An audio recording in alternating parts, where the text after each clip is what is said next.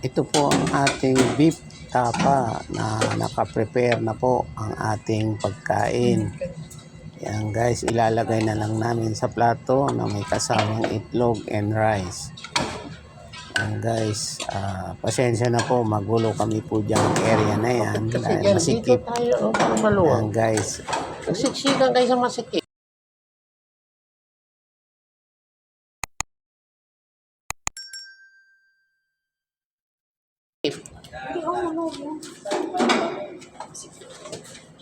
Gusto ko kasi.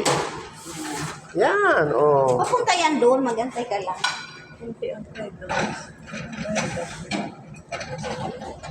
Kasi, Yan lang. Gusto ko kasi makita yung itlog.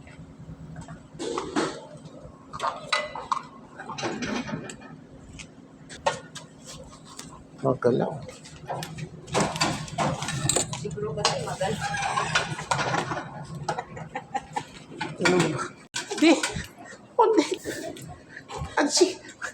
Ang hilig talagang masikip tong dalawa na to.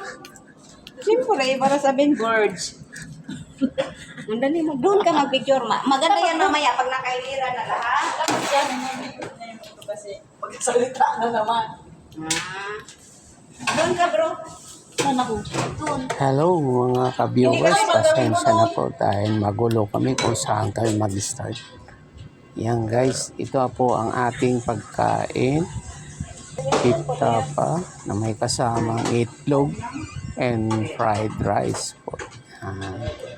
Ito po yung aming preparation para sa breakfast guys, na mayroon kaming papakainin sa araw na ngayon. Yan guys, ang ating hinanda, ang ating pagkain. Ayan. Ilalagay natin guys sa plato, ipi-plain wrap natin para safe. Yan. Ilagay natin doon sa ating lalagyan. Yan guys, naka-plain wrap po ito para individual na lang po sila kukuha ng pagkain. O ganyan lang guys mga ka-viewers, hinahanda namin breakfast sa umaga. Ayan ang aking breakfast na beef tapa na may kasamang itlog.